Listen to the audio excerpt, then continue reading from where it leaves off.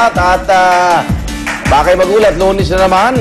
Panahon na para magbanat ng buto at salubungin ng bagong araw na bigay sa atin ng poong may kapal. At parang gising na gising talaga tayo. Kape at unang hirit ang katapat niyan sa umaga. Subok na yan. Yan. Isipin nyo na lang salamat at buhay pa tayo. Marso 7 na po mga kapuso, kaya naman isang nakakabusog at malinamnam na almusal ang hatid namin sa inyo. Yan ay ang walang kasing lambot na ensaymada at inipit ng Bulacan. Talaga namang bagay na bagay sa kape. Oo nga, yung inipit, maninipis ganun yun. No? Sakto siguro mga 4 o 6, okay na.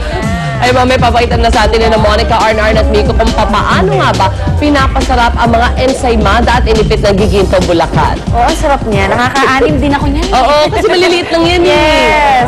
Pero bago ang lahat ng yan, ako, eto pa ho ang bagay sa almusal. Siyempre, walang kasing init nating balita dito sa unang hirit. Narito na po ang ating top hit.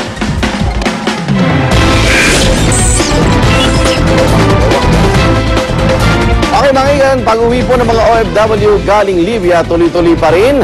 At simula ngayong araw, ang dala-dala nilang Libyan dinar. Ayan, pwede na pong papalitan sa mga sangay ng Bangko Sentral ng Pilipinas. Samantala, 500 OFW lumikas na rin mula sa ibang bansa sa Africa. Yan ang Madagascar. Uy, marathon lang yan Dahil naman sa pagputok doon ng malaria, si President Noynoy Aquino naman nakapili na ng bagong AFP Chief of Staff.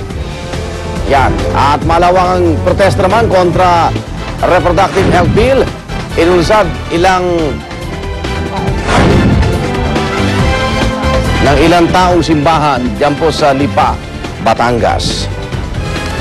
Detalye tayo, tuloy-tuloy pa rin ang pagdating ng mga kababayan nating nakatakas mula sa kaguluhan sa bansang Libya. Ang pinakmuli ay kagabi, kung saan nakabalik na dito sa Pilipinas ang 13 OFW mula sa El Shara, Libya. Lahat po sila nabunutan ng tinik matapos mabalot ng takot dahil sa gulo doon. Kwento po nila, wala silang naiuwing gamit dahil ninakaw ng mga rebelde ang kanilang mga laptop, pera at cellphone. Wala naman silang nagawa at binigay na lamang yung mga gamit nila, kaya kaysa na maibuwi siya yung kanilang buhay. Sa ngayon, hindi pa raw nila alam ang mga susunod nilang hakbang matapos makabalik sa bansa. Kabilang grupo sa mahigit 11,000 Pinoy na nakalabas sa Libya mula na magsimula ang voluntary repatriation. At good news naman po para sa mga Pinoy na galing Libya, simula ngayong araw, tatanggapin na ng Bangko Sentral ng Pilipinas ang inyong mga Libyan dinar na ipapalit sa piso. Magpunta lang kayo sa Cash Department ng BSP na bukas mula alas 9 ng umaga hanggang alas 2 ng hapon o sa kahit na anong sangay ng bangko para ipapalit ang inyong mga Libyan dinar. At paalala po, hanggang 10,000 piso lang na halaga ng Libyan dinar ang papayagang ipapalit sa BSP. Huwag din kalimutang magdala ng mga kaukulang dokumento gaya ng passport at iba pang papeles na nagpapatunay na galing nga kayong Libya. Pero kailangan nyo nga mapalitan ang mga Libyan dinar sa loob ng 7 araw mula sa inyong pagdating sa bansa. Para naman sa mga nauna nang dumating sa Pilipinas, ngayong araw magsisimula ang 7 araw na palugi. At bukod naman po sa mga OFW galing Libya, ilang Pinoy naman po mula sa bansang Madagascar ang umuwi dito sa Pilipinas kahapon. Pumigit kumulang 500 OFW sila na dumating lulan po ng isang chartered flight. Ayon sa OWA, galing sila sa isang construction firm at napilitan sila umuwi matapos pumutok ng malaria epidemic sa Madagascar. Sila na ang ikatlong batch na umuwi at sumatotal at nasa 900 OFW na galing sa Madagascar ang nakabalik dito sa Pilipinas. Pinag-iisipan pa ng OWA at DFA kung sasailalim ang mga ito sa quarantine. Pero pagtitiyak nila, walang sino man sa grupo ang may dalang sakit. Posible namang umuwi anumang araw ang may 2,000 pang mga Pilipino mula sa Madagascar. Ang dami nun, Hindi ko pala, ang dami palang nagtatrabaho sa Madagascar. Oo. Siyempre, Actually, hindi ko iba alam impression ko sa Madagascar. Yun nga Mga animals sila, Alex. Pero Tropical island. Yeah, pero anong work kaya nila doon? Yung Nag-aalaga ng animals. Hindi kaya. Construction din kaya? Pwede. At sa ibabalita naman, pinangunahan ni Pangulong Noynoy Aquino ang graduation ceremony ng Laon Alab class ng Philippine Military Academy sa Baguio City. Dito na rin niya inanunsyo ang papalit kay AFP Chief of Staff General Ricardo David na magretiro na at siya si Lieutenant General Eduardo Oban Jr. ng Philippine Air Force. Kabilang si Oban sa matapat class of 1979 at taong 1981 nang sumailalim siya sa pagsasanay bilang piloto. Bago naging Deputy Commander ng Philippine Air Force, naging Group Commander din siya sa DND Intelligence and Security Group at AFP Deputy Chief of Staff for Plans. Ayan, linawin lang natin ha, Oban ha, hindi baon ha, Oban. Oban Junior. At sana marami siya magawa until December kasi retirable na rin siya 9 pagdating months ng na. December. Ah, ganun ba? Ang bilis. Ano ba yan? Dapat talaga fixed term, 3 years. Para may nagagawa. Eh, mangyayari niyan. Baka ano lang, anong gagawin niyan? Kasi pag ganun, pa-warm up ka na nun eh. Nakapwesto ka na, kilala mo na sila, nakagawa ka na ng mga reforma, tapos biglang retired ka That na. happened to change the system Na in 9 usually, months. yeah, usually din kasi Wow. pinagkakautangan ng loob, diba? Within your Yan. term, as much as possible, na ibabalik mo sa kanila. Kaya nga ang daming rumonda nung kay Pangulong Arroyo eh. Revolving Oo. door policy. Mahaba-haba rin itong ulit ni Pangulo Arroyo, no? 9 years. Yes. Kaya dami rin general. Kita mo naman naglitawan. Ayan. Pero syempre, kukuha ka rin naman ng senior na, diba? Yung talagang minsan, Experience. paparetire- oo, Experience na. experience na. At bukod sa mahalagang announcement, ayan ni Pangulong Aquino, si Pinoy rin ang nanguna sa pagbibigay ng parangal at diploma sa top 10 ng graduating class.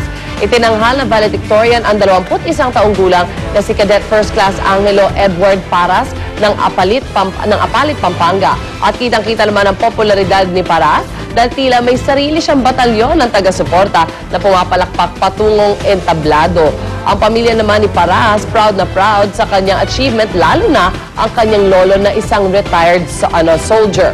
At bukod sa valedictorian, hindi na maiwasang biruin ang class goat ngayong taon na si Second Lieutenant Emil Garcia na nagkataong kababayan pa ni Pinoy sa Tarlac. Siya yung pinakahuli, kumbaga sa ranggo. May iniwang hamon ang Pangulo para sa mga nagsipagtapos. Palagi ninyong tanungin kung bakit magkakaharap tayo ngayon. Nandito kayo, hindi para magpayaman. Kaharap ko kayo ngayon dahil pinili ninyong magmalasakit sa bayan. Kaya naman, umaasa akong kapag may nagbaksak ng isang truck ng salapi sa inyong harapan, kaya ninyo itong tanggihan dahil mas namamayani pa rin ang prinsipyong ipinunla sa inyo ng PMA. Eh, yung truck. Paano? Hindi, kung isang truck na pera, paano? Ebidensya. Ang laki ganda nun. yung pera, yung truck. Alam nyo, minsan, yung mga gumagraduate dyan, maprinsipyo. Talaga, di ba? Ang problema, doon sa mga sangay na pupuntahan nila, Army, Air Force, Marines, o kung saan pa, Navy, kung sino yung mamumuno sa kanila, doon ang problema eh. Kasi susunod lang sila eh, laging gano'n eh. Walang tanggihan, di ba? Ganyan ang sundalo eh. Susunod ka, o hindi mo kay questionin. Lalo pag upper class pa Dapat ka, oo. Ganun nga. Kaya kailangan yung mga nauna, eh ganun na rin, may moral ano na rin values. So. Okay, samantala, wala pa rin patid ang pagiling ng ilang sektor na ibasura itong reproductive health bill. Sa Lipa City, Batangas, isang interfaith rally ang isinagawa kahapon. Sama-samang nagmarcha mga leader ng iba't ibang religious group para isulong ang kanilang panawagan na huwag pong isabatas ang RH bill. Ay sa kanila, labag daw sa utos ng Diyos ang nilalaman nito. Sumama sa rally ang aktor at Batangas board member na si Christopher De Leon.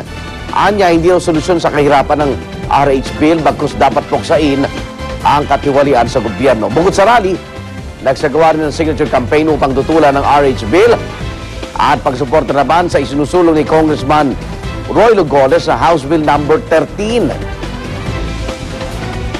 Ang panukala ni Goles ay nagsasaad ng pangangalaga at pagtatanggol sa mga sanggol na hindi pa isinisilang.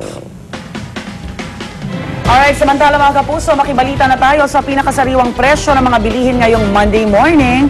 At nasa Mega Q-Mart ngayon ang kabarkada nating si Susan Enriquez. Susan, ano nang latest sa presyo ng mga bilihan dyan? Yes, good morning Rhea. Bagamat tumaas ang presyo ng mga produktong petrolyo nitong nakalipas na linggo, ay ilang mga bilihin lamang po ang nagkaroon ng mabahagyang paggalaw sa presyo nito. Gaya na lamang po nitong baboy na 160 dati, tumaas po ito ng 10 piso, so umabot na po ito sa 170 170 per kilo. Ang baka naman po ay umaabot sa 220 pesos per kilo, samantalang ang manok ay nagkaroon ng pagtaas na 5 piso sa bawat kilo mula sa dating 120 hanggang 125. Umaabot na po ito ngayon sa 125 hanggang 130 pesos per kilo. Ang mga isda naman po, ang bangus ay stable sa kanyang 80 pesos per kilo na presyo, ganun din ang tilapia na 85 pesos ang bawat kilo. Ang galunggong, bumaba pa nga ho ang presyo nito mula sa dating 120 ay 100 pesos na lamang po ang bawat kilo nito. Ang bawang ay nananatili rin sa presyong 120 pesos per kilo, samantalang bumaba po ang presyo ng sibuyas. Ayan, medyo nirereklamo yun ng mga misis natin itong mga nakalipas na araw, hindi na raw sila naglalagay ng sibuyas dahil mahal nga, pero bumaba ho ito ngayon ng 20 pesos ang kilo, umaabot na lang ho ito ngayon sa 80 mula sa dating 100 pesos per kilo. Ang kamatis ay stable sa kanyang presyo na 30 pesos per kilo. Ang patatas po ay maabot sa 60 pesos bawat kilo, samantalang tumaas ang presyo